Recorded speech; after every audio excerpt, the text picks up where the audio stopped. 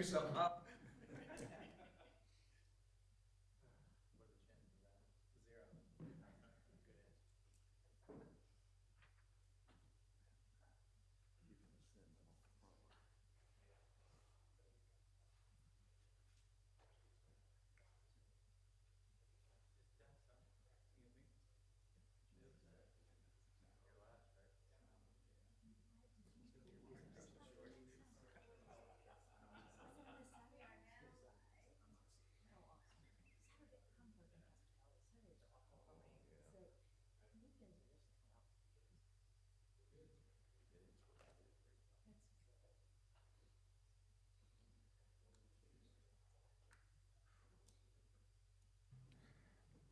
Trying to be official and let it hit 6:30 on the nose,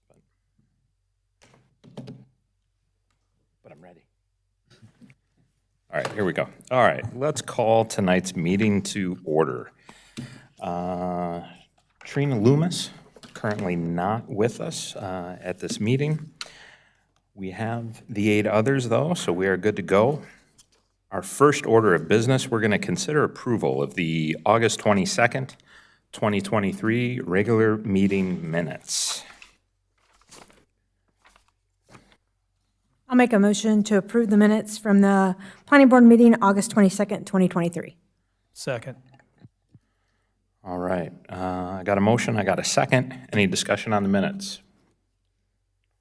None? Okay, all those in favor?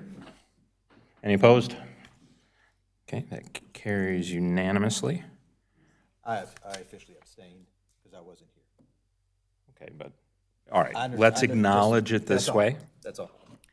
Carry 7-0 with an abstention, and you do know that counts as a yes. Yes. Okay. Yeah, Tracy, you're right to do that, though. I'm sorry. All right, public comments. I didn't see any when I rolled up. So if we are good on that, let's jump into the action agenda. 4A, first item on the agenda, we're going to consider making a recommendation on petition R23-08. It's Dearness Gardens, a request by Ken Forster to rezone 6 parcels totaling approximately 10.07 acres, and it's generally located at 13501 Old Statesville Road. We're looking to take it from existing highway commercial conditional district and neighborhood residential to highway commercial conditional district and neighborhood residential. This is essentially for boundary and site amendments. Excuse me, Jeff. Yes, sir. Before we move on, I would like to, I need to disclose that our firm did the planning and engineering on the documents, so therefore it would be, in my opinion, a conflict to sit here for this. Make a motion to recuse Jay Henson from the Dearness Garden hearing. Second that. Okay, we got motion and second for recusal. Any discussion on that? No? All those in favor of recusal? Any opposed? Okay, thank you. Mr. Henson, we'll call you back, unless you give me the signal not to.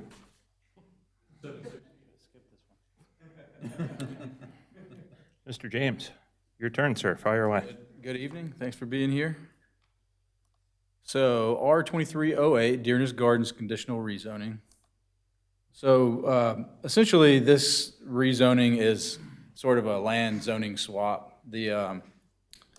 On the screen here, you'll see the original Dearness Gardens, which is the purple shade in the front that fronts Old Statesville Road, the 4 parcels. This rezone would be swapping those 2 to the south and adding the 1 behind the 2 to the north. And that would encompass the new Dearness Gardens boundaries.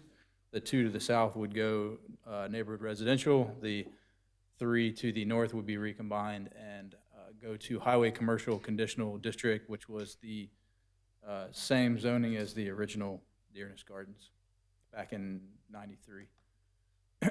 So a little bit about the site plan. As we heard in the public hearing, there's 3 modification requests. The first one would be to reduce the 30-foot required buffer on the north boundary, partially You see there on the screen on the site plan, partial about halfway down the boundary, there will be a 20-foot buffer as opposed to the 30-foot required. Staff would recommend additional screening around that greenhouse that encroaches into the 20-foot, maybe some more evergreen, just make sure it meets the intent of the opaque buffer. The second modification request would be to allow a 10-foot off-site evergreen buffer on an access easement, which is a permanent access easement. There would be part of that 20-foot easement would be for access to the rear property that will be added to Dearness Gardens. Modification request number 3 would be to allow the entire site to be gravel, which would include driveway and the parking areas. The ordinance requires commercial sites to be paved. And this request, they want to keep in the nature of Dearness Gardens and continue the gravel rural feel to that. There's a new modification request which was talked about with plan review. The Huntersville ordinance requires principal structures to be larger than accessory structures. Accessory structures today already exceed the principal structure, so this would be to continue to allow accessory structures to be larger than the principal. There is a new 3,500 square foot accessory building for retail/storage for Dearness Gardens use, which would be for plant materials and accessory items. So that would be the fourth modification request. That was not mentioned at the public hearing. The other items would be cleaning up non-conforming stormwater management. There'll be a detention pond. And they will be saving 30% specimen tree save required. They're actually retaining 60% specimen trees. So in considering this proposed rezoning, staff does recommend approval. It is consistent with LU 6.3 and EV 2.1. We believe that the rezoning is consistent with the character and surrounding land uses. We do recommend all 4 modification requests be approved due to the nature of the site. Any questions? All right, questions for staff? I have some. Frank, go ahead and start. Well, first, Jesse, I'm going to ask, since that new modification, request number 4, how much more square footage? So the main principal structure is just under 2,000 square feet. There's an addition of 3,500 square feet accessory structures. I think there's existing, I want to say, As shown in the plan, I mean, yeah. yeah, it's in the plan, but the main reason for it is the additional 3,500 square foot structure for storage and possible retail would exceed the principal structure. So roughly 3,500 square feet. Okay. It doesn't go in any buffers, it just extends the building, keeps the No, same it's- shape, the same height? It's actually that square in that back lot you see on the screen. It's kind of in the middle of that parcel. So it's within the 30-foot buffer in the rear, so you shouldn't be able to see that. It'll just be longer? Okay. All right. Other questions? I just lost them, sorry, Jesse. Frank, can I ahead, play go ahead. off that question right there? Go ahead. Do you have any feelings towards putting some sort of limitation on how much over the principal structure the rezoning allows, or is that essentially what's being done just by the maximum of 3,500 square feet? Yeah, so currently there's quite a few smaller structures throughout that are existing on the site. As you can see on the screen, there's about 7 smaller structures. Those are existing, and the 3,500 square foot would be the added additional square footage. I think because of the nature of this site and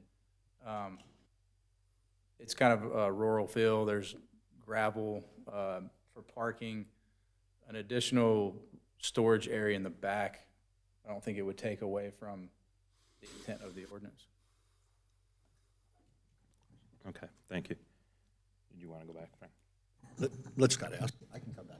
Scott, sure. I'm just curious, rationale for downzoning the two existing highway commercial parcels that have currently been used. What's the? So those were never, other than the frontage, there were some plant storage on the front. That was never actually used or developed for Dearness Gardens. And the surrounding zones to the south, all of that is neighborhood residential. There's general residential to the rear. So that whole area is generally residential in nature. So it would be more accommodating to future development to go back to NR there. Okay, a couple more questions. I know there's some discussion at the public hearing about limitations on the height of the additional structures. Has anything been added to the plan itself? Yes, there was a note added to that effect on the site plan.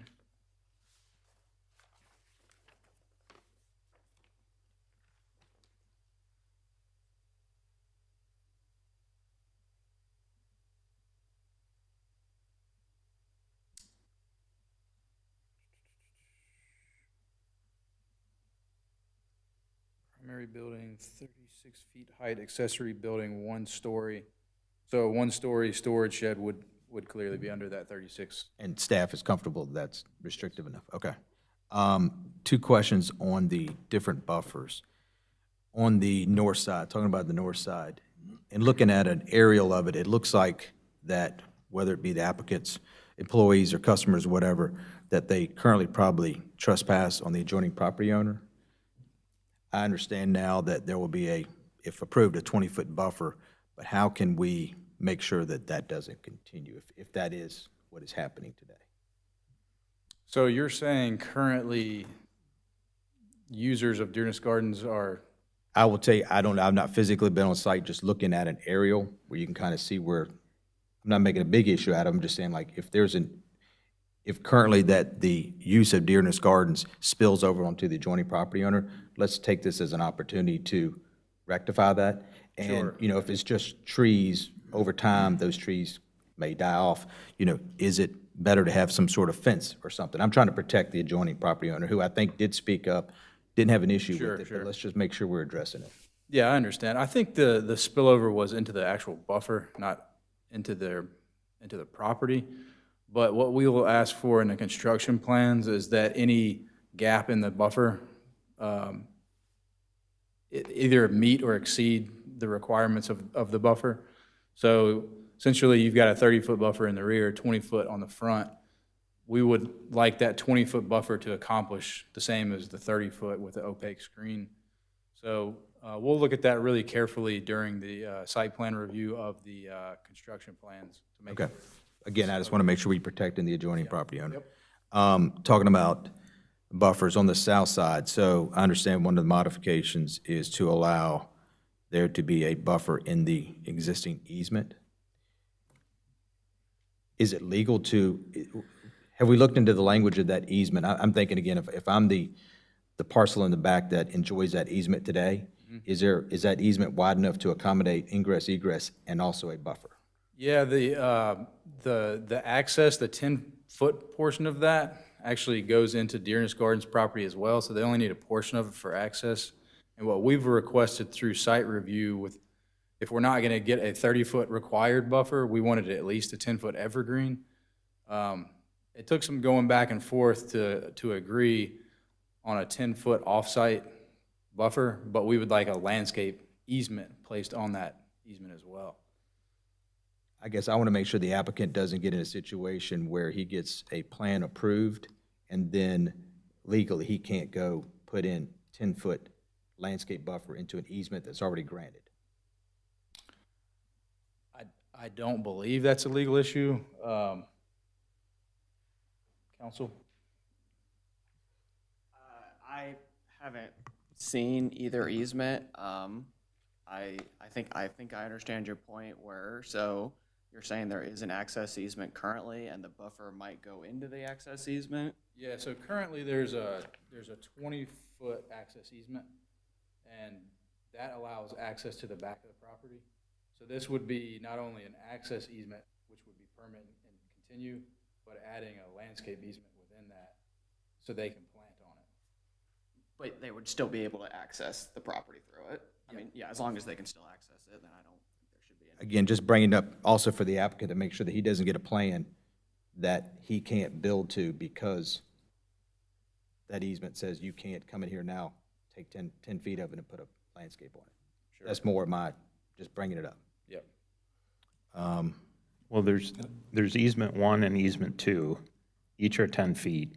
One of them is exclusive and provided by, They're both actually 20 feet. each one is 20? So there's 40 foot of easement. One is temporary, one is permanent. The permanent one is the closest one to Dearness Garden. You're right, I'm sorry. So 20 and 20.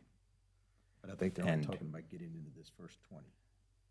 Yes, and so It'll be for within. a point of the permanent clarification, easement. It'll be within the permanent easement, not the temporary. so what's labeled as easement 1? Okay, so the exclusive one. Which is 20 feet in width. Yeah. And of that, his plan is subject to being able to put 10-foot buffer on that. Okay. Exactly. Yeah, 10-foot evergreen buffer, which would, what we would do is make sure it meets that opaque requirement. Again, just bringing it up to make sure everybody's. Yeah, it's a good question. It was, It doesn't get somebody hung up in the plan review where you're like, you don't have the right to encumber half of an easement for somebody else because just because you have a plan. absolutely. It's a new one. It was a head scratcher, but we feel that the nature of this site, which has the easement going through that now, wouldn't change much moving forward. And I'm in support of it. I think it's creative, just, that's all. I'm done. Thanks for asking my question, Scott. Now, Jesse and I talked today on pretty much these same questions. I would just add on that northern boundary, in reality, it is, just correct me if I'm wrong, you said in a previous zoning, it was stated they could have a 20-foot buffer, and there is a 20-foot buffer there now. They're not asking to reduce the buffer on the ground, they're asking not to have to extend the buffer to meet the town zoning ordinance. Right, they're asking not to have to meet today's 30-foot requirement. The original rezoning plan, One more point. it was in 93, there was a 20-foot vegetated buffer on that northern boundary. So this would be to keep that same, and then we'll make sure it meets the intent of the 30-foot with opaque. And the other part of that is, it's in the staff report, you mentioned it before, you stated that additional landscaping would be put in the area of the greenhouse, but there should be additional landscaping where needed along that entire 20-foot boundary, correct? Correct. Yes, sir. Thank you. So going off of that, if the buffer is already there, that makes it sound complete, but I don't see how there can currently be, I don't see how there can currently be a complete 20-foot buffer when there's gravel referenced on the site plan that's encroaching over the lot line and through the buffer. And that's also what Scott's referring to from the aerial. So there's at least a portion that needs to be filled in, yes? Certainly. Okay. And then where the encroachment of the greenhouse is, you can see it on the screen there, that would need to, we need to make sure that that's got some evergreen, so it would be a complete buffer. Lee, you look like you had questions. Yeah, I'll take one. So for the parcels that are being downzoned, they're currently highway commercial conditional. What, just briefly or summarily, what are the conditions of that? Or is it, Those would just go to general neighborhood residential. No, but what currently, if we were not to downzone it, what could go there, I guess, is a simple way to ask it. Well, you would have to zone, if you wanted to keep highway commercial, you would probably need to add a site plan to that. That way we would know what we're approving. Otherwise, the idea was just to go back to what it was originally, since it's not developed. Okay, you've answered, thanks. Yeah. This goes back to 160D, so it may be a legal question, Jacob, but when we input the other material about downsizing, in the past, the planning board could downsize a project if it wasn't developed over time, but the planning board no longer has that authority. The town board has that authority. So in a motion that comes here, if we agree with this, do we have to put in a recommendation for downsizing, or just it's accepted within the way the staff report's written? That's a good question. I'm not sure how it works with the applicants asking to downsize too. Maybe Jack can cover this one. The planning board doesn't have the ability to downzone property, but you're not downzoning property. You're faced with what the applicant, the property owner, wants these changes. The property owners want these changes. Downzone this, move it to the back here. So that's all you're doing, is making a recommendation on the applicant's request. Thank you, Jack.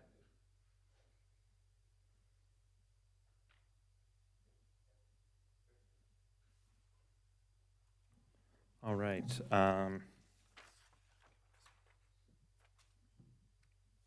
Applicant here, or? The applicant is here and their representatives here, if you have questions for them.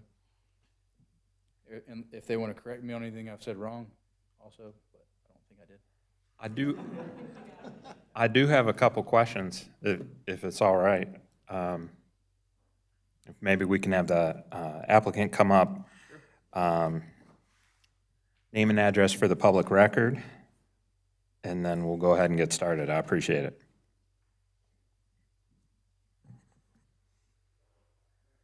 Ken Forrester, 4601 Granite Hill Drive in Davidson.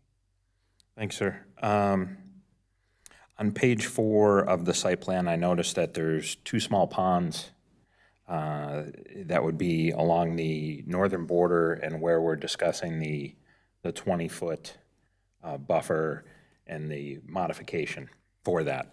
What purpose do those serve? Frogs, fish, birds, they're there. Yeah, They're already there. They've been there for 25 years. yeah, okay.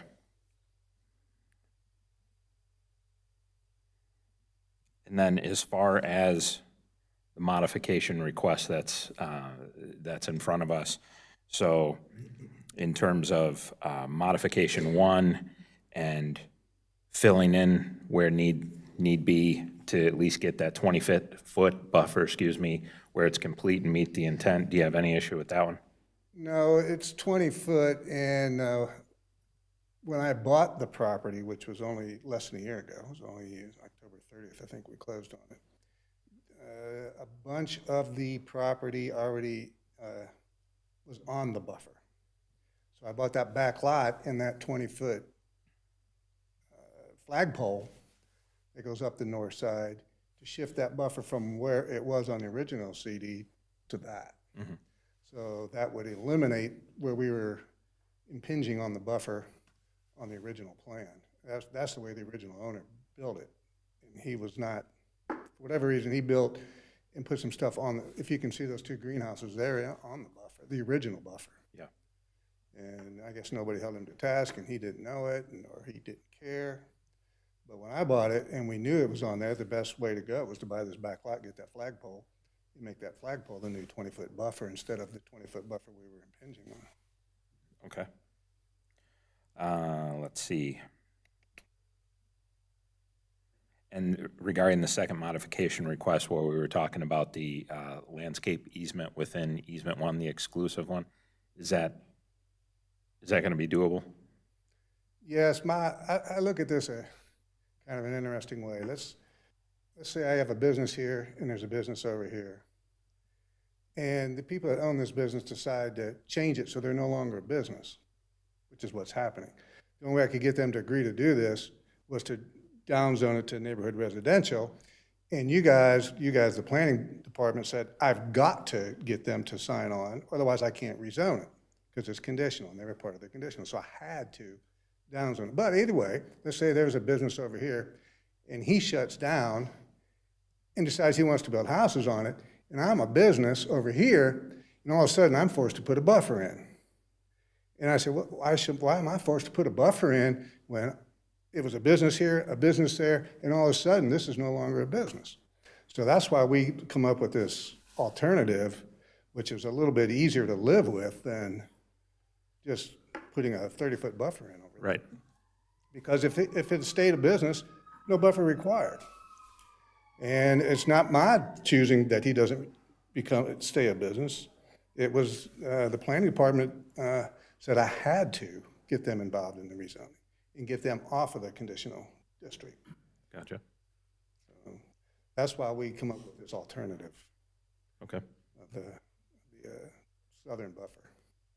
All right. But Thank you. basically, it's just to take these two lots, get my stuff off of there, put it in the back, put some parking in the back. That building may or may never be built. I was told if I don't put it in now, in the plan, and I want to build it, then I got to come back and get it rezoned. So if you don't put it in initially, you're never going to get it, or you're going to have to go through the zoning process, which isn't easy. Right. So I said, let's just put it in. If we ever build it, we got it. If not, there's no plans to build it. That's for sure. It makes sense, though. Yeah, but you got to put it in so that if you want to build it, it's there. But who knows if it'll ever be built? I have no idea. Other questions for the applicant? More of a comment than a question, but maybe it's a partial question and for the applicant and the staff. Not up near Highway 115, but as you go back along the property line, there's a creek, and some of that is protected, correct? It's on the southern. Right, that's the one, yeah, yes, sir, It's not on my property. right. But that's an additional buffer between you and those. that Because land. they'll never build on that perennial creek, because if they do, they're going to have to go to the Army Corps of Engineers to get changes to do something with that creek, because it is a perennial creek on that southern border. So that is going to probably stay that way indefinitely. Any comments on that, Jesse? No, you can see the buffer line is actually in his 30-foot required buffer. So Ken's Dearness Gardens certainly wouldn't get into that anyway, because it's already a 30-foot buffer. Yeah, we don't mess with that creek, other than we look at it, and if we see something, like when they're building those lots, a couple down, there was a bunch of runoff coming in there, so we called and got them to come and fix that, because we don't like that mud in that creek either. I mean, when the water table's high, that creek's flowing. When the water table's low, it's still flowing a little bit.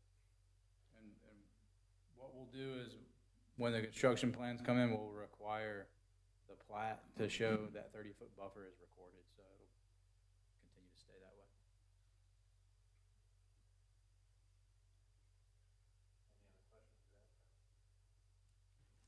Have most of you been down to Dearness Gardens? I would assume most of you. Yes. Yep. So we want to keep it as a nice green spot in the middle of what's going to become a non-green spot area very rapidly. My guess is those two lots to the south are going to be sold and done very similar to what's just south of them, which is that age-restricted multifamily housing. That's what I believe. I mean, they're not my property, so I can't say that, but they're actively trying to sell those lots. Yeah. I can tell you that. All right. Well, thank you, sir. All right. If no other questions, I'll entertain a motion. Go ahead, Bud.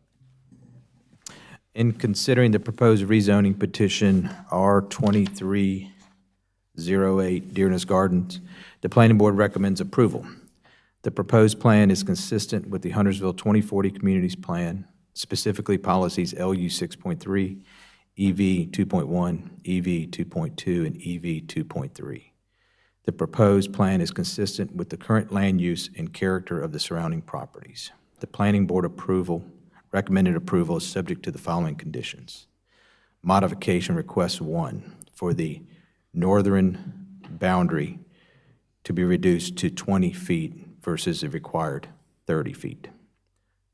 Modification number 2, allow for an off-site buffer on the south side as noted on the plan.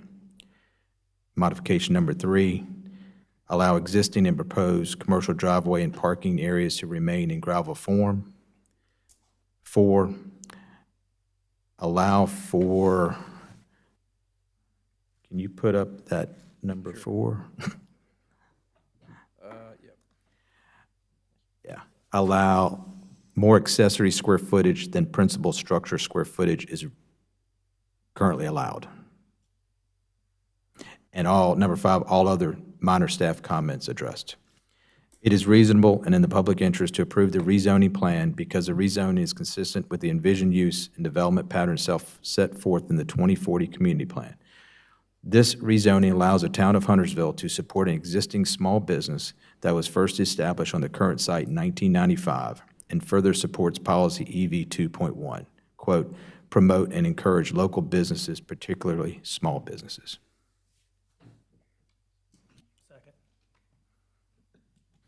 All right, we have a motion, we have a second. Any discussion on the motion? No? I made the motion. No, I'm in support of it. I think, as the community plan states, let's support small businesses, especially one that's has been here since 1995. I think it's a great use for the site. I'm glad to see that there's a new owner. Hopefully, we'll continue with Dearness Garden for many more decades. And I appreciate the staff on working with him on kind of, not necessarily a tight site, but one that had some restrictions. So thank you guys for working with him on that. Appreciate that. One question. Is an amendment, Jesse, is an amendment necessary? Do we need to add into the motion that approval of modification, or recommendation of approval of modification one is contingent upon the applicant working with staff to increase the landscaping in the 20-foot buffer? I think that was well said with the number 5 condition, to work with staff to complete any minor comments. Okay. Then I have nothing else.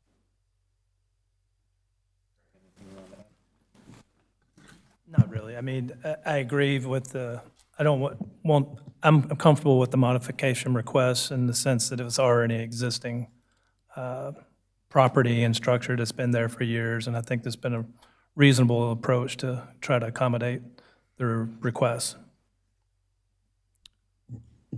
Frank, just go back to that northern buffer. Yes, I have concern, but I also have confidence in the staff that the plan does say that it will be 20 foot. So I think at the end of the day, we'll get a result. Yeah. No, I know you were I do too. questioning. I was just asking the question if we needed to add that, and I was satisfied with Jesse's answer. It's good to be appreciated. And you are, Jesse. All right, if no other, if no other discussion or ego strokes are needed, let's take a vote. All those in favor? Any opposed? Seeing none, the motion carries unanimously. Can I get a motion to bring Mr. Henson back? Who kicked him off? Me? I ain't bringing him back. Wow. Make a motion to bring Jay Henson back. I will second it, though. All right. All those in favor? Any opposed to bringing him back? None. Come join us. Okay. All right, moving on to my notes here. Item 4B, we're going to consider a recommendation on petition R23-09 Golden Cow, a request by H2H Holdings to rezone approximately, I wrote it wrong, I'm sorry, 0.6 acres at 14516 South Old Statesville Road. Take it from Town Center to Town Center Conditional District, and this is for a one-story retail building. Mr. Semino. I'm just going to give you a real high overview of the 2023 downtown plan. The Downtown Plan Steering Committee met for over a year. Mr. Lee Holman was the vice chairman of that committee.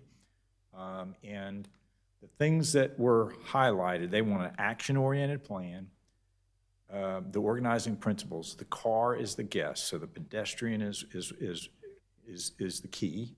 For nature, integrate nature in, enhance it, gathering places to celebrate walking, provide a variety of living options, have civic spaces, churches, town businesses to support the downtown, and really small town livability. There was a lot of discussion about how tall buildings should be, and the plan reflects what was a unanimous recommendation from the steering committee, planning board, and the town board in approving it.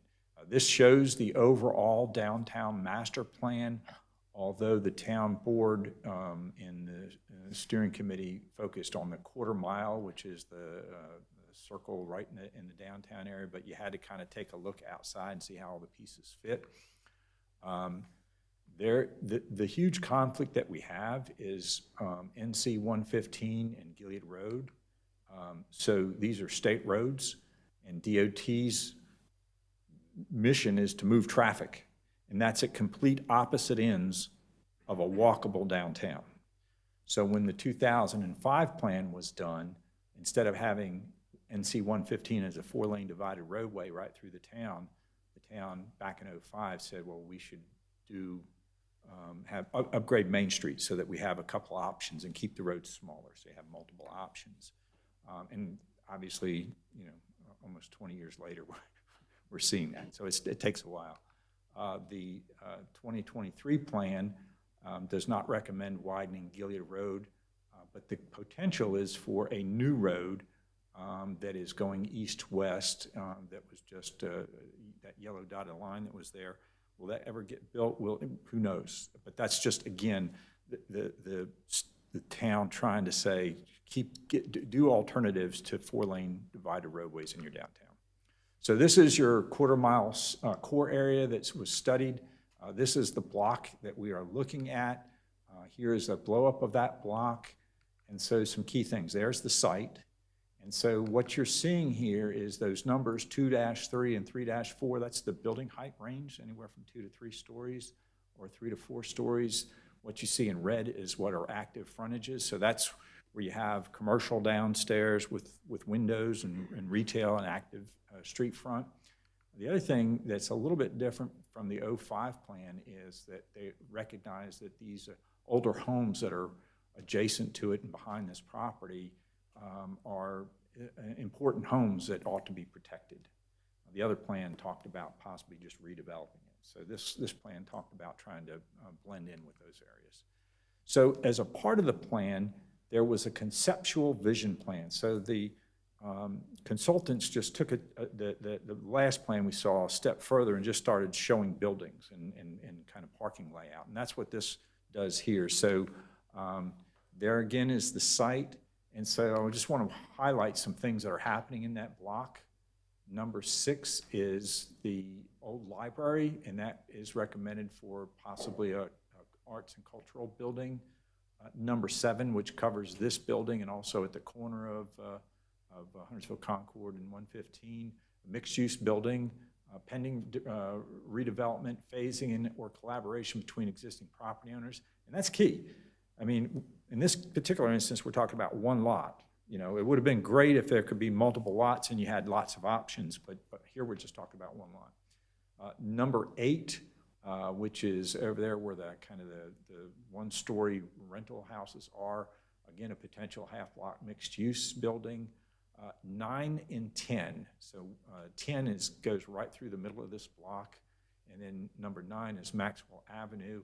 Those are recommended as WUNRFs, and just so everybody's on the same page, what a WUNRF is everything's at one level, and you really share the street with the pedestrian. So that's what was envisioned there. And number 11 is to have potentially an alley access at the back that might allow the buildings that are on the back of that, maybe infill housing on those areas. That's number 11, accessory dwelling units. That is potential, but again, it's up to willing property owners to do that. And then number 15 is pretty important, a mid-block Hawk pedestrian crossing. So we've got a 300-space parking deck right across the street. And let me tell you, those of us that work there, we see a lot of people in the evening time park there, and then they go over to the 760, which is great, right? Because now you're getting used to that parking. So the point we're making here is you really need to be thinking about how people are moving, because it's really scary to see those people walk and cut across the medium as opposed to going to the traffic signal and going in a safer place. So the recommendation here is to have a Hawk crossing, mid-block crossing, because people are going to want to get off the deck, go straight to the businesses over there, if that's where they want to go. So those are some key things. Here's an issue I want to highlight, parking. And at Huntersville, we can't have a pedestrian-friendly downtown if all these properties develop individually and we have multiple driveway cuts out there. It's just not gonna work. We've got to have shared parking. The town does have a parking lot, the deck existing. The other purple dotted line is the future town hall, which is going to have a surface parking, but it's also designed in a way that if there is a deck at some future, it could have a deck. And then on Main Street, we also have a parking lot, but the hopes are eventually that we can allow development to occur there and get some real businesses in that area and not have parking on that Main Street area. But the parking's got to be safe, convenient, and interesting. And again, those mid-block crossings are going to be key. It's a whole mindset change from what we do today. I mean, Brian, Jesse, and I were going over the new town hall building, and I'm telling you, it is going to be a battle on virtually everything we do to get the change from DOT, move traffic, to pedestrian friendly. And I'll just leave it at that. This is your the vehicular areas that are out there now. So what you see where the word is vehicular areas and shaded in blue, all those lots, there's 4 lots there, 3 different owners, including the town of Huntersville, they share parking. And you can see the red is what the driveway on Old Statesville Road. And then the other driveways in black, that's Charles Gignard, and they have shared parking, which makes sense. The yellow lines are just the individual residential driveways. And then here's the Golden Cow. They are stubbing to the property, would like to connect, but again, it's got to be willing property owners. This is not going to work. This downtown is not going to work if all these red things are driveways going across where you want to walk, okay? And you think of any downtown you've been to, that's not it. That's not what you have. So those are the challenges that they face. And with that, I'm going to turn it over to Jesse to talk about this particular development. Yes. Jack, do you have an update on when Main Street will be completed, including the northern roundabout, while we have your attention? No, I am not familiar with when that would be done. I thought it would be done this fall. I mean, it still could be done this fall. I expect it to be done before December, but I don't have a date. Thank you, Jack. So I'm going to talk about the actual site and how it kind of blends in with the downtown plan and 2040 plan. So as you see on the screen, what we're going for here is to keep town center but have a conditional district. The reason for that conditional district mainly is the one-story modification. The ordinance requires 2-story. One caveat to that with this plan is instead of a typical 14-foot one-story building, I'll get into the elevations in a second, they've offered a higher elevation. So this rezoning plan offers the required parking. The requirement is 11 spaces. They provided 12. There's a modification request to allow a 5-foot reduction in the buffer to the south. We require 10. They've requested a modification to have evergreen 5-foot buffer, and as well as the dumpster location. The most practical point on this lot for a dumpster would be in that back corner. The ordinance requires it to be internal to the site. So we can tell this is a difficult site with how small it is and how that would be picked up. So they've asked for that request. Here's the elevations I spoke to before. You see there, that front elevation that meets the street is actually 25 feet. You see more of a typical one that's set further back at 14. So that has a perceived second story with windows. You can see how deep that is in the elevation below. Key part of this plan is there's a active street front with a lot of window percentage on the front. There's 56% windows on the frontage. This allows for a good gathering space and active front. The downtown plan Jack spoke of mentioned 3 key items: mobility, actually 4 mobility gatherings, well, 3, gathering twice there. But this contributes to all 3 of those while having a welcoming frontage. This is just another elevation showing the side and how deep that front enhanced height is. You can see the patio to the rear and the front, so there's key gathering places on this site. The downtown plan that Jack spoke of really talks about gathering places being pedestrian friendly. We believe this adds to that. So, talking a little bit about the block analysis, what's around this site? The site there, the Golden Cow, is in blue. You can see commercial sites in red that are currently existing, and then there's residential sites further south. So one thing to think about when you talk about that is a step down in intensity to the south and the rear where those historic homes are. The new downtown plan talks about possibly keeping the character of that portion of downtown as residential. So there's kind of a step down in intensity with that. Here's another view. You've got going southeast there. You can see kind of the height that they're giving there on the front. Pretty relatable to the 2-story height in the red building, the parcel next to it. And the step down in intensity to the south and the rear. So Mecklenburg County did a site study for historic homes, historic architecture in Huntersville. And there were some notable sites and some that merited attention for possibly keeping and adding to the historic registry.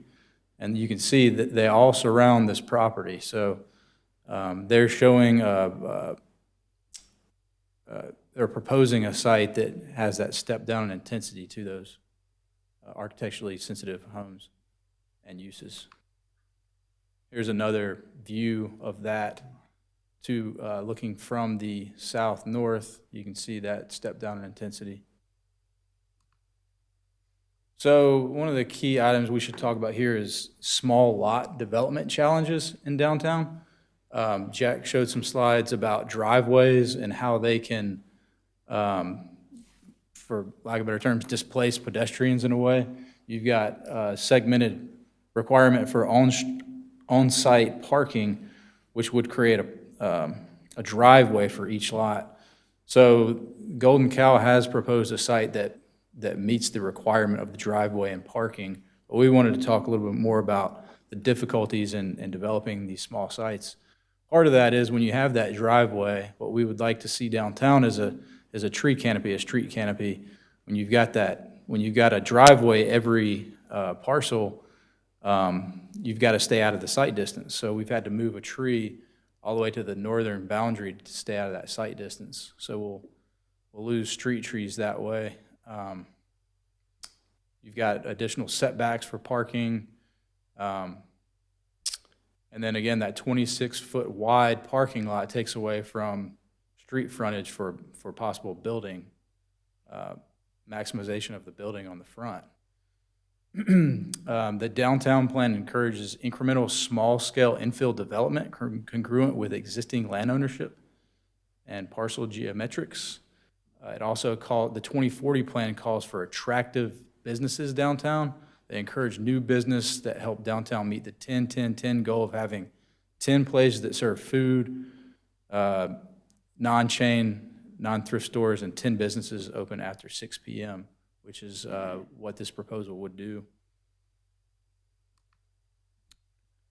So, talking a bit about parking sharing, you see here on the screen the current parking sharing and then the existing driveways, a little bit about the difficulties in developing how the ordinance is currently written to require on-street or on-site parking.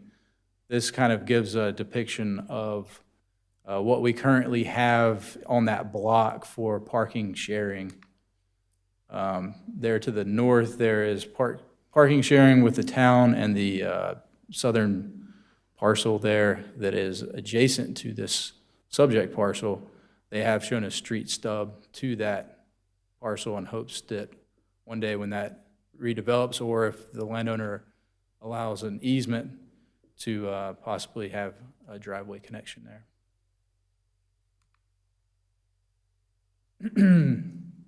So this slide shows, again, some small lot challenges continued, and it shows just a closer view of the driveway and how much that eats into the frontage. Again, that is required currently, so they are meeting the minimum expectations for the driveway at 26 feet wide, but it eats up a good portion of that frontage. So with all that said, staff does recommend approval of this proposal. It is consistent with 2040 Plan DT2, DT6, DT6.1, LU 8.1, LU 8.2, and EV 2.3. A lot of those were talked about previously in the 2040 and downtown plans. We believe this site adds to a building facade, 56% windows on the front. It's constructing a building sensitive to transitions with existing buildings, accommodates small infill development, and establishes opportunity for park sharing, creates new gathering places in front and behind the buildings, subject to the 3 modifications. We believe it's reasonable in the public interest to approve the rezoning plan. Due to the challenges with small site plan development downtown, the proposal brings several small businesses to downtown. The proposed building blends with surrounding developments, and the proposal enhances the visual interest and walkability of downtown. That is all I have. I'm here for questions. The applicants are also here as well. Thank you. Any questions for staff right now before we bring the applicant up? Greg, go ahead. One that doesn't necessarily affect the decision here, but when I Googled the address, I got something further down, Old Statesville. Is it because this is like I don't know, the actual address, like further back in the lot, the address didn't seem to match its neighbors? For some reason, the addresses have changed at some point along 115 there, but the current address is what they have. I could tell from the pictures where the location was, but then when my first search put it further down. Sometimes when you Google search it, it is different than what we officially have for Polaris for GIS, but it is correct on the plan. Okay. They changed, I believe, for emergency services, required a 5-digit address, so that's why. Like if you go up and down there and you look on some of the mailboxes, some people have both numbers on their mailbox. Oh, okay. It's that kind of, so they've all converted to a 5-digit. Okay. Just to make sure I'm understanding it correctly, the requirement for the second story, I believe at some point you mentioned that it has to be an occupiable second story. Correct. So it can't be a fake second story, or it actually has to be space there that's being utilized. Yep, the current ordinance requires the 2 stories. Okay. And the facade that they have proposed, I think it's on here somewhere, but I didn't find it. What is its height in relation to what would be required of a second story? Is it like 80% of the height of a second story? We don't get into the height as much. It would need to be occupiable. We get into the area, so it would need to be 1/3 of the the second story would need to be 1/3 of the bottom floor. So in this case, they have that area that is elevated is 1/3, but they're not adding the second story. So that's one of the modification requests. Did you want to say something? I might have heard something different. So I would say to you that 25-foot would represent 100% of what a two-story building would be. If you look, the only two-story building is the 1946 building in this whole block. Now, there is the 1933 house that has the one story and then goes up to two-story. And you see it, how it kind of matches that height. So that's how I understood your Yes, question to that's be. right. So the 25-foot and the facade they're proposing is what? It's 25 also? 5 foot, yeah. Okay. I mean, as Jesse said, I mean, sometimes, you know, your first floor could be, in some buildings, like 18 feet, 14, 18 feet. And so that, it just depends. But that is, what you're seeing here is actual heights. Right. And you can kind of get a sense is that this is as high as the one-story, the two-story building, the only one in that whole block built in 1946. Okay. I think that's it for now. Okay. Thank you. You're welcome. All right. Jesse, three points here. First one is on the southern buffer was reduced from 10 feet to 5 feet. No trees, which, you know, okay. It's going to have shrubs. My concern there is the screening of car lights on the residential south of this to ensure that that is screened. So the lights aren't just tearing into the house on the south side. Good question. Yeah, the 5 foot would be, it would be a full evergreen opaque to approximately 4 or 5 feet, 3 at planting. So that would essentially cover headlights unless you drive a monster truck, but we can't account for monster trucks. So, and I'm sure you guys are anyway, but I'm saying just to address my concern when you go through of all the plans. Sure. The second one, piece is on the buffer, a couple of parts of that. Excuse me, the dumpster. One is the dumpster buffer. Is there a need to increase that buffer just, I'm not saying make it a full 10 feet. Yeah, I mean, I guess there's possibly an ability to move it north slightly, but they're showing the required screening, which would be like a fence or wall around it. They'll have that, and then they'll have the evergreen shrubbery that you see on the additional 5 foot on the other side. Well, we have there is 10-foot buffer on the backside, right? Yes, and there's some existing trees that will remain in the behind the dumpster.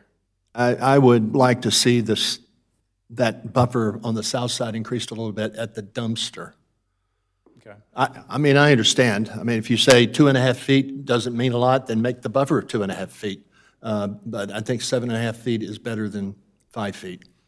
Anything to move that away, a little bit away from the residential. Okay. And the other piece is, I think I asked you a question today about dumpster hours, about when they pick up, so we're not coming in at 5:30 and waking everybody up.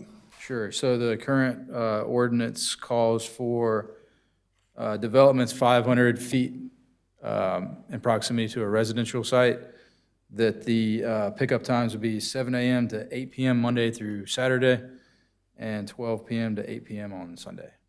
So we would need to honor those. Okay. And my last is really more of a comment based on some of the questions that Greg asked. Initially, I had some concerns about this not being two-story based on what the zoning ordinance said. But then I asked myself, and I asked this question, when was the last time a new building was built downtown that wasn't built by the town? You see on the screen here on that block, 99, and that was one story. So glad you asked that too, because here's kind of a better visual of what that will look like. So it does have that height there on the front. But I mean, and then I would ask the question, a business. I mean, 760 is new, but that's a renovated town building originally. Right. block would have been the last time. But was it a business? It was a business. Okay. In 1999 then. I think the downtown, I understand this isn't two-story this time, but, you know, achieve next time, Jesse. Push for that second story. But this is a start. That's all I have. All right, any other questions of staff on this? Lee, go ahead. So while we're still on the second story thing, and I know that the community plans don't, the requirement doesn't come from there, it comes from zoning, right? So there's a particular map, I think, that's out there that shows exactly where the second story is required and where it stops. So you got that in here so we can see where this lays amongst the required area. I think it starts at Sherwood and goes to Town Core and then goes to Main Street. And Yeah, there's a key central area that requires it. so how far north then? I thought you had the slide, but I think that was in the downtown stuff maybe Jack had to begin with.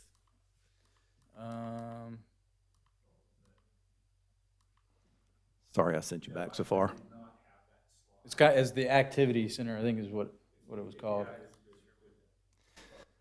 What is it, 800 feet up north, Jack? Is it 400 feet? Okay.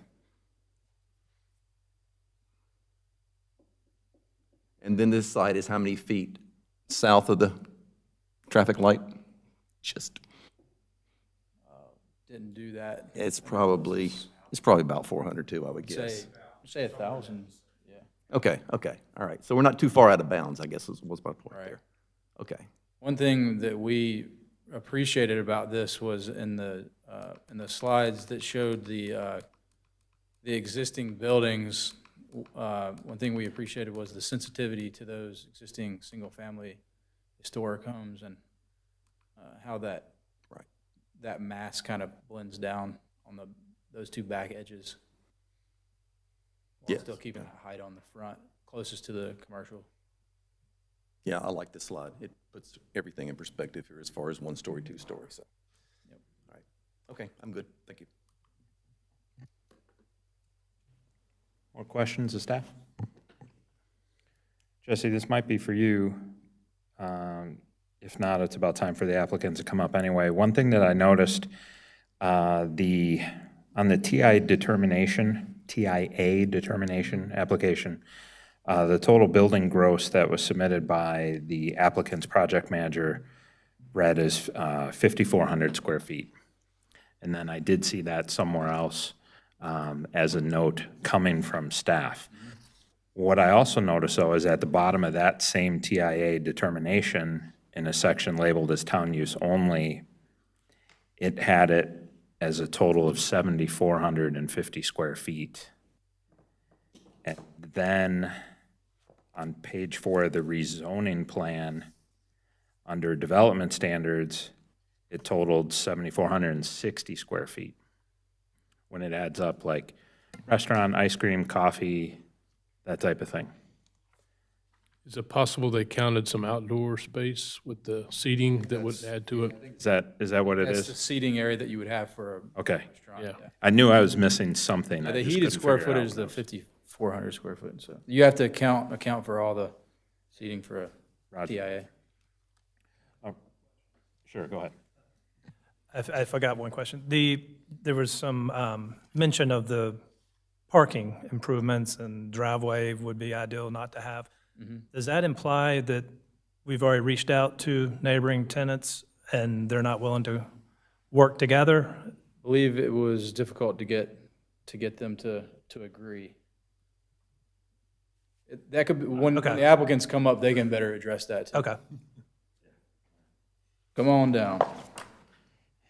If you would, name and address for the public record. Alex Hanna, 1222 Cary Court, Charlotte, North Carolina. Justin Maxwell, 512 Katona Avenue, Charlotte, North Carolina. And I'm the property owner. And landscape architect, site design. So If you want to start, you can address that and then jump into what you'd like to share with us. do you want to repeat the question? Sorry. During the presentation, there was mention of ideally it would be nice not to have driveways, but it looks like there's a driveway, and I've assumed that was out of necessity. I was curious if you guys have already reached out to whatever that would be needed to access that connected parking and didn't have success in that. So we have not had success in that. We've tried to reach out to the property owner unsuccessfully, but we're not, I guess, pushing the issue. If they would like to connect, that's fine. It was at the town's urging, or in our pre-planning meeting, it was said it would be nice to have some connectivity for future use, so we put it in. Kind of a, if you don't put it in now, maybe never. So the plan is not to put this in and just assume that we're gonna go through. It's just to not put curbage there so that if it makes sense, there's no reason to have parking every, 60 feet. So it's just for future use. But we have it built, we would love to not have 24 feet of our frontage taken up by the driveway. 26. But we have it there in case. So I guess if it makes it easy to cut through the next 3 lots, maybe someday someone develops it later, then you have, 2 to 3 less driveways. So we're just doing it for future use. But where the, the dumpster's located, everything is assuming that there's no connectivity as of yet. And part of the reason I'm bringing it up is an agreement, we don't want driveways everywhere, but also it seems like it could be wasted cost. If your preference is in the back anyways to build this driveway and then the tenant potentially agrees a year down the road, that's why I'm bringing it up. But it sounds like you've already gone down that path and maybe someday. There's also, just while we're on it, there's also easements that they'll be given on the southern line too, in case that redevelops in the future, then you'd have the full driveway connection. And also to the east. Can I make one clarification about the 2-story? There was mention of it being a facade. I just want to clarify, it's not a facade. It is a full, open, almost like this room, 2-story, with the possibility of being a mezzanine if the tenant chooses. That's something we can figure out if a tenant wants later, but it is a full, open, 2-story with windows and activation. So it won't just be, blank window facade on the top. I just want to make sure that's clear.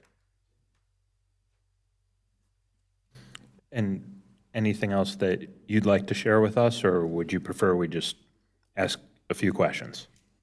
Yeah, I think we prefer you just ask some questions. We can do that. Who's got questions for the applicant?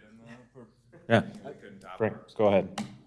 Yeah, at the public hearing, there were some questions, questions about parking, and I looked at that, and I'm not going to blame you for the parking problem. I think if you read the staff report, it says that it's time to do the downtown parking plan. You, correct me if I'm wrong, I think I heard you say you were going to have 3 to 4 employees at a time in the... For us at most, we max Okay. out at 3. I can't speak for whoever the other tenant is. Right, and you'll have- Based on the square footage, we have, I believe, half or 1 extra parking spot per the zoning right now. But our current locations are in Uptown Charlotte, where we have 0 parking spaces. South Park, we have 0 parking spaces, and South End, where we have 0. So our staff's very used to parking further away because we would like our customers to have the spaces. So you'll have But 3 max for us. 3 max for you, and then you have 3 kiosks, 3 available rental shops, 2 or 3?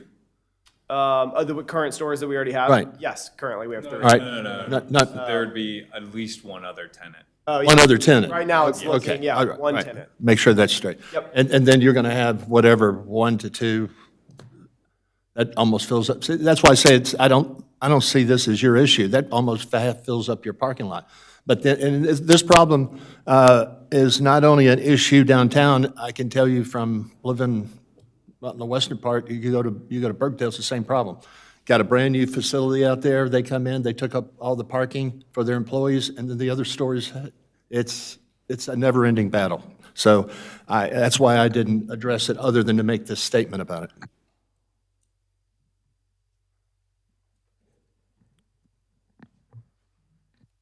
It won't happen under my watch, but don't be surprised if the planning department comes in with a recommendation of reducing your parking.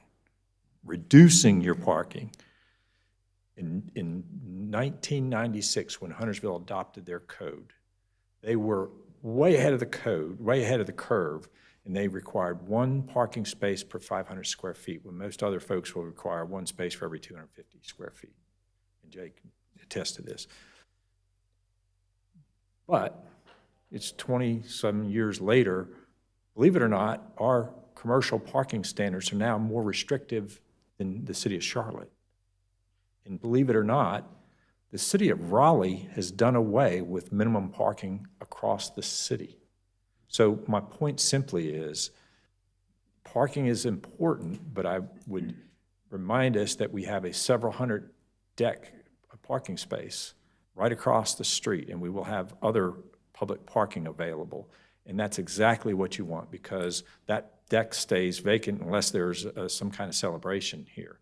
Yes, DPK does have some weekend, but has activity there. But the point is, you want to be able to do like Birkdale, where you park once and you feel comfortable walking all around. And that's going to be a big change from what we got. So I just want to get that on the record that Brian Richards is going to do this to you.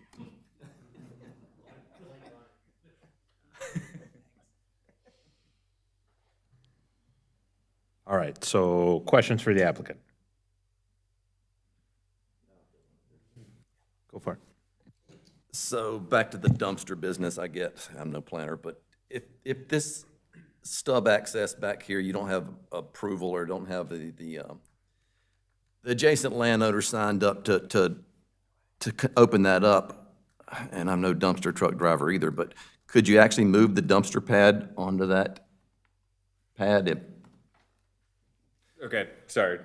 So could you take the dumpster and put it right on the stub for now, even, until that, if it ever got opened up, I guess, would that make more sense? So there would be more turns involved with driving that truck, so that would be some added difficulty, and then it would also, that is planned for public patio space, outdoor space, so you'd be taking, it's a different hatch. Oh, right beside it, right It's beside it actually is? planned for like a kid's play space. Yeah. Oh, I see. So That wouldn't it's a fit. different hatch now on the new plan that we have, but. Okay. So it would just be sacrificing some usable public space for the dumpster, and then, And on the stub that's shown, that would act as a turnaround too. Well, I'm going to weigh in here because, quite frankly, the last thing you're going to want to have happen is a truck picking up trash and backing out onto 115. That's bad. And right now, there's just does not seem a way that they could do a turnaround in there. So I'll just offer that issue to you. They could. It depends on who they contract with too. It's whoever they contract with. In the town of Huntersville, we just use rollout carts over there at DPK. So it just depends on who you contract with, how that works. So if it's a front end loader, it's going to drive straight in, dump it, but it ain't going to back out, and it's not going to make that turn into that deck. So again, it's kind of a moving target as to who they're going to get and how you're going to have to think your way through that and maybe make some adjustments. You do have room to do that if necessary. yeah, and the only thing I'll add is this is one of the weird site design things that we have to deal with all the time, and we have 100% designed as small of a dumpster as possible, and the dumpster company's like, it's too small of gates and had to tear it down. So it is something from site design. We want the dumpster, we want it as small as possible, but sometimes the dumpster companies are the ones that actually determine how big that can or can't be. Understand. But from our design, that is something we'll work through with construction documents, but we want it to be as small as possible, and whatever tenant actual needs are, we'll determine exactly, but it won't be any bigger than what you're showing. Gotcha. I was on the point that it's next to a residential area, and even though, Frank, 2.5 feet, if you're dumping a dumpster at 7 a.m. in the morning or whatever, doesn't buy you a whole lot. So, yeah, I see we're stuck on that one. Okay, thanks, that answers it. One thing regarding the dumpster, let's see, what would that be? The southeast corner, so the adjacent property, let's see, on one of the things that's referenced as, I guess we'll call it the Boone property, that is actually an Airbnb. And it's not to diminish their rights, of course. It's still residential, but theoretically, you wouldn't have someone there full-time, the way it looks, because they are offering the full house versus just a room. So I guess I'm making an assumption that people aren't, the actual owners aren't staying for a couple weeks, leaving, renting it out, come back. I don't know, but I think we do know that you've talked to the owner of that house, and it is a rental. It got I think he's passed. talking about the one on the backside. The one directly adjacent is a rental. It got yeah, not the, so if you're on Maxwell, not the bright blue one, but the one that's more traditional color. Yeah. Yeah. And that eastern boundary actually has 10 feet, so it would meet the, Yeah. Yeah, that meets the code fully, the zoning code. it doesn't meet the code where it's residential Adjacent to the but dumpster it meets the buffer requirement. That helps. And I think I asked this at pre-development meeting, but if you'll humor me again, what's the rationale for not adding a condo, a loft, an office up front with this project to just meet that part? All right, I'll take this one. So, you know, a couple things with the two-story. So because the parking requirements, if we were to do two-story of any kind, your square footage, you know, there's an ebb and flow to it. So, you know, we add a second story, it's not gonna be the same footprint. It's gonna be a much smaller footprint. So then we eat into that with, you know, ADA, you know, if we have to do an elevator potentially, depending on what's upstairs, if it is residential, something like that, it's a rental or not. You know, various modes of egress with stairwells, so we end up eating into a ton of space, and the costs just get out of control to where it doesn't make sense. Especially from a retail standpoint, because if it's upstairs, it's not gonna be what it likely will be downstairs, which is some type of food and beverage, et cetera. It's gonna be something that's less heavy foot traffic, so maybe like a dentist, someone like that. So, you know, it's not gonna be as high rent, but the cost is gonna get pretty exponential quickly with that. We just also think it's a better building. You know, we could build a small, call it 2 bricks on top of each other up front, but it's gonna be really boring. We wanted to open something up, make it inviting from the back, just as inviting from the back to the front, because also with the 2040 plan, we don't, you know, looking at what's gonna happen, there could be walking traffic behind this in 10 years, 20 years. So we wanted something that if the traffic flow starts to come from behind the building, it's equally appealing. So that's where spreading it out more and using the space, the small space we have, instead of maximizing the parking and finding that exact sweet spot of, oh, we can add 1 more square foot if they're 2 stories, but it just becomes a big parking lot with 2, you know, 1 small building up front. So that's why. That's where the logic came in. Does that answer? Gotcha, yeah. Your other locations, I've only been to the one in Uptown, and I'm assuming that's leased, but your other 2, are they leased, or did you develop those as well? They are leased. Leased. Yeah, okay. We're in the heart of South End and South Parks. Yeah, and I don't blame you for that answer. That would be awesome. I just wanted to check. With respect to the plans regarding the rest of the building, so aside from your business, what more can you tell us about that? So that's in the works, as this is still pretty fluid. There's only so much we can even entertain talking to other people, because we're, you know, trying to make sure it can even happen. But right now, it's looking very likely 1-tenant, heavy brewery tap room with food. But it would be, just like us, an off-site, non-production location. So the trash aspect, there will be trash, there always is, but it's not gonna be, you know, production trash. It's not gonna be like, we make all our ice cream in a facility in Charlotte that we own, and then bring it out to the stores. So you're talking cones that people eat, cups, some spoons, things like that. Same with, if there's a brewery, I can't speak to exactly what they have, but I'm assuming some cups, some small things, probably bringing kegs back, you know, but that's it. So I think the trash will be as minimal, if that's the scenario, as we can get. Okay. And Jesse, a question for you based on that. Is there, I fully believe the applicant's intent for that. What I just don't want to see is somehow, if that doesn't come to fruition, that something less exciting ends up in there because they need to start making some money on that. Is there anything in this rezoning that covers that? You know, I don't want it to turn into a CPA office when we have the opportunity to make a great dent into the 10-10-10 or. I mean, you can certainly add a condition for the uses, but So conditional use zoning is only that which the applicant is willing to put up with. So you can make a recommendation. I would caution against it. If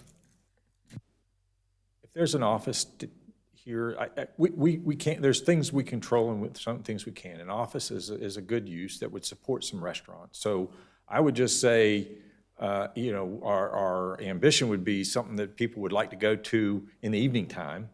But beyond that, I would not recommend going any further and getting them to X out all the different uses, because the town center zoning allows everything from single family to light manufacturing.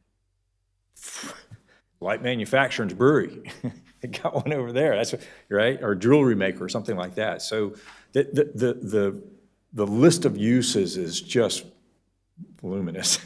So I would caution against that, but if you are going to go that route, it is strictly up to the applicant as a conditional zoning, because the way the statute are written, the applicant is the only one who can agree to it conditions. Gotcha. Thank you, Jack. And I was just gonna say, I'll go out on a limb and answer something here. So I'm a CPA, and CPAs can be really fun, so we'll make it fun. But also, as an owner-operator with an ice cream shop here, the idea, again, if our feet are to the fire and we can't pay the mortgage, obviously things change, but they're not gonna, we're gonna find the right tenant before, you know, like we want the tenant mix to make sense for us. You know, I don't think a CPA is gonna bring a whole lot of ice cream eating people to us. So it's in our best interest as well to make it a fun, that's the whole point of this space, is to make it a fun, inviting, you know, all-encompassing, you know, all day long space. So that is the whole intent of this space. do you do stuff like that for your clients? Which I have no clients. Okay. We'll make that clear. I sell ice cream. It used to be a ZB. Chris? I was just going to mention, I mean, if we were to do away with the parking or something like that, I mean, they're taking into account this parking and it affecting their two-story square footage and all that. If we were to say, okay, let's go to one spot per 1,000 square feet or something like that, I mean, does that make the two-story more appealing to you? Can you make that flow work if we can live with that parking, or you guys are just set on this one story? We definitely feel like right now in Huntersville and the owner's situation that the one story is absolutely the best use and design Okay. of the site. All right. We feel really confident that the architecture, the different heights, the change is just really interesting, and we feel that we love the downtown plan. We absolutely love it. We want all of it to happen for sure, and we're excited to be kind of that first part. And we hate that we're asking for a little bit of change to make that work, but we feel like we're accommodating all of that future development, that we can just sit and watch all of that come on, so.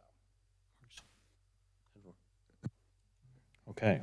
Any other questions for the applicant? Scott, you got one? So we have millions of viewers every night at these things. Why don't you take 30 seconds to just tell us about Golden Cow? I'm being serious. Like, you know, we hopefully this goes Glad to through do it. and we welcome you to Huntersville. Like, yeah, please tell us. Absolutely. So yeah, so Golden Cow, so, you know, my wife and I own it. We are kind of bootstrapped from the ground up. We started in Charlotte 8 years ago, in South End.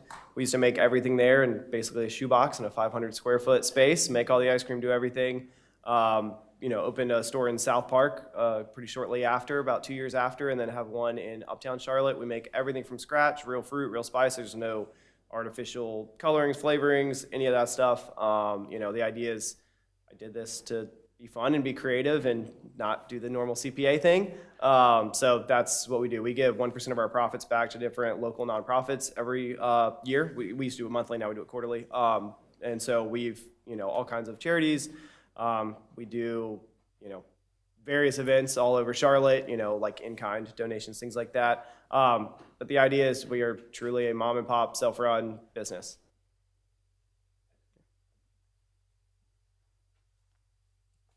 All right, well, if no other questions, I'll entertain a motion.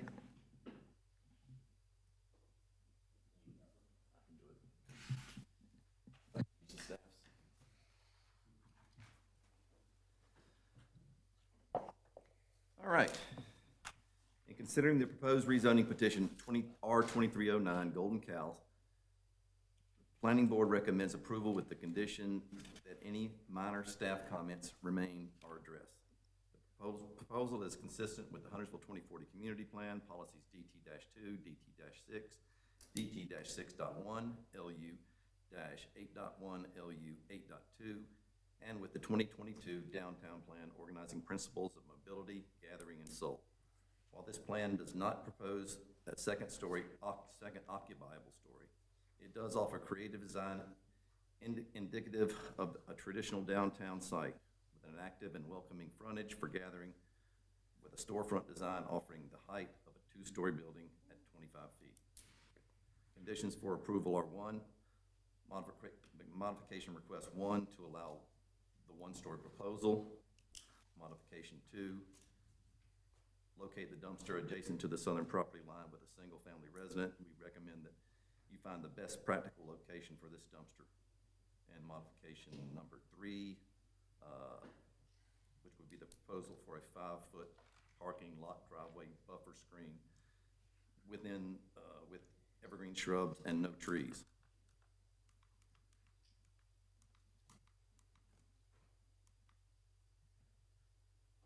I think that is it. I'll second that if that's it.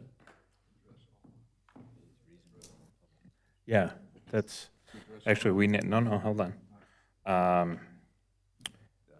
Lee, if we can get, Last paragraph, okay. It is reasonable and in the public interest to approve the rezoning plan because the site is small and not being developed. Not being developed with adjoining properties. The proposal brings several small businesses downtown. Proposed building blends with the surrounding development. The proposal enhances the visual interest and walkability in downtown. now I'll second that. All right. So we have a motion, we have a second. Lee, it's your motion. Anything you'd like to share with us for discussion? Just from the perspective of the downtown steering. One second, Tracy. Sorry about that. Just from the perspective of the Downtown Steering Committee, this is exactly what we were looking for, and this is the catalyst, I think, along with 760 Craftworks over there, that's going to bring other businesses to downtown. I think it's a great ad, and I fully support it. I would agree. I mean, I think the building itself, it scales good, not only with what's there, but I can absolutely see it still scaling with the transformation that we hope takes place in the future. When I saw this in pre-development meeting, I was good with it then, and am still good with it now. And I know this helps advance our goals, both just walkability, the vibrancy of downtown, our 10-10-10. That's one I'm certainly in favor of. I had always been rooting to put some metrics towards our growth, and we have that there. So I'm definitely excited about this.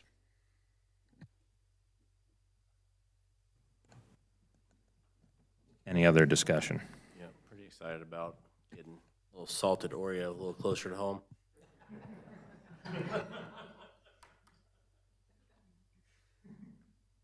So that needs to be my first one? Okay. All right, fair enough. Greg, what do you got? I'll just say, I had similar thoughts to Frank when originally seeing this about the two-story. And my concern with that was, I intend to vote for approval also, but my concern with that wasn't so much the current project or the plan, which I like a lot. It's if infield later comes along behind it. So it transitions well now, but if, just to the south, if a 4-story building comes along, maybe hoops for them to go through, but that tends to be what happens in the downtown area. It tends to expand. So at that point, I wonder if it's, if it's going to blend in as much was my only concern. But ultimately, again, with like what Frank said, how much have we had downtown? It goes back to beggars can't be choosers. So I don't want to get too picky or too caught up on technicalities on stuff like that. I think overall, it's going to be a good asset. Going back to what I said earlier, so based on the information I got when I asked the question about when was the last time the building, it's been a quarter century since we've had a new business built downtown. So I don't have a problem with this. Hopefully this gets approved and built, and I think it sets a good standard that the town of Huntersville is open to maybe some modifications, that we're not just hard stuck in the mud, that you gotta be 2 stories, you don't build 2 stories, don't come to town. You know, this is us being flexible, so I hope that is what resonates with other applicants, other developers, other investors that come to town, is that, hey, this is a town that wants to develop downtown, and we can be flexible to some degree. So I love it. I agree with that. It's, we have guidelines, and we can't fit every project to check every single box there is. And I appreciate the effort that went into this to be able to meet the intent the way it needed to be. I really like the project. I think the design is really nice, and it looks really good for Huntersville.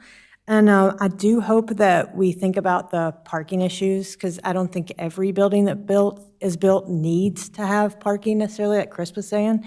And so I'm looking forward to having different parking regulations.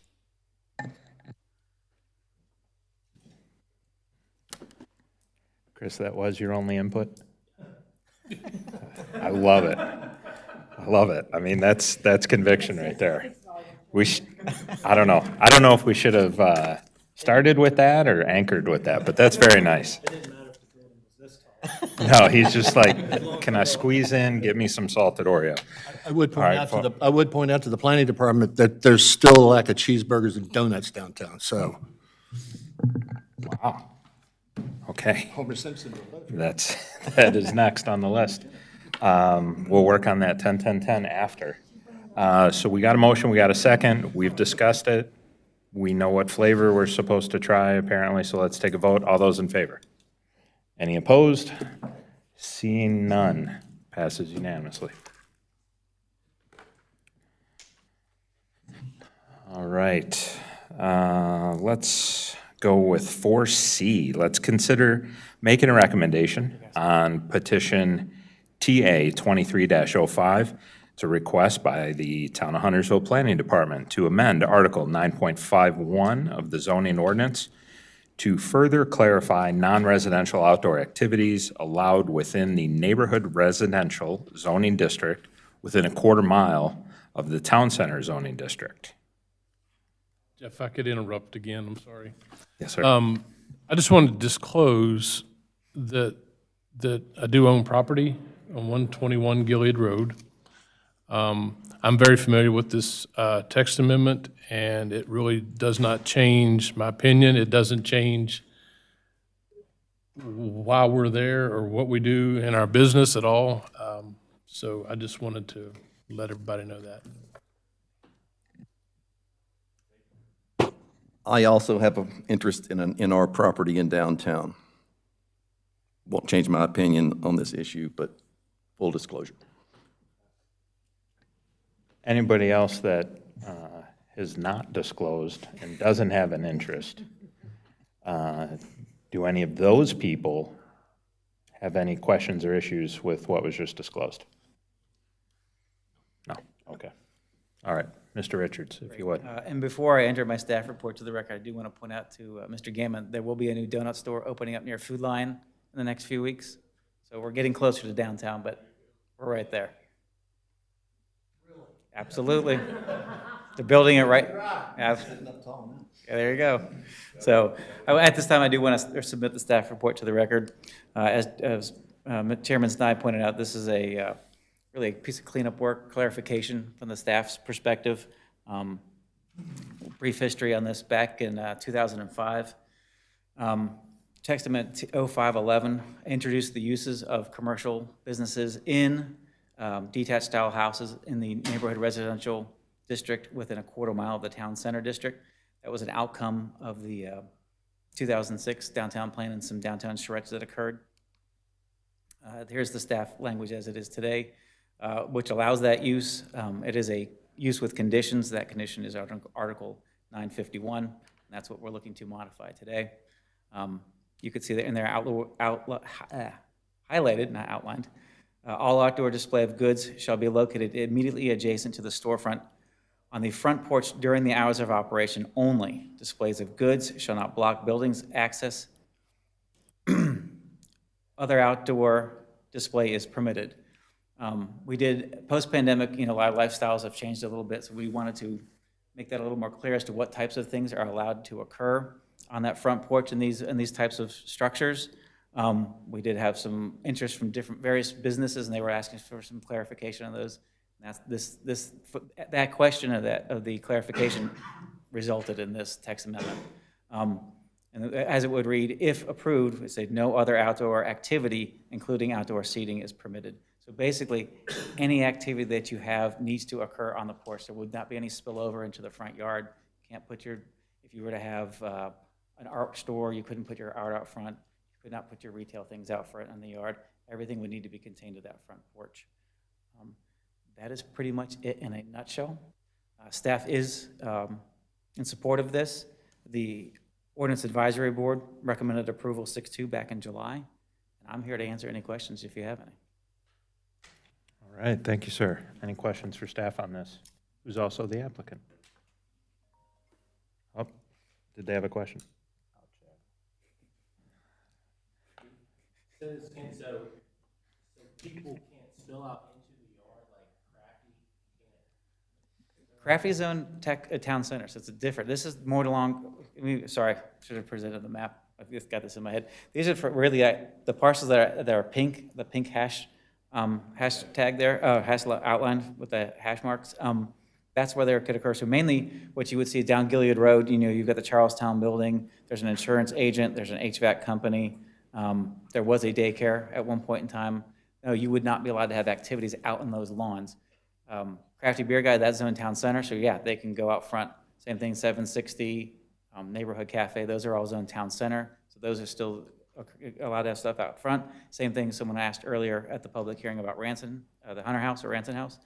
That is Zone Neighborhood Center, they can have activity out front. This is just specifically for those homes on a detached style homes that are located in the neighborhood residential district. Okay?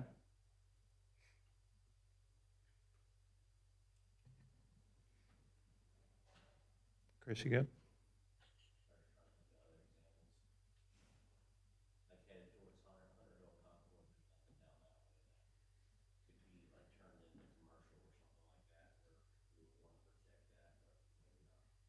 And folks, if they do want to have activities up front, they always have the option to ask to rezone to town center. That's a very viable option. All right. Yep. And I would probably anticipate, we would start seeing that over the next couple of years as we, things like Golden Cow come in, there's going to spur some more change, for sure. You're not allowed. All right, if no other questions for staff, I'll accept a motion.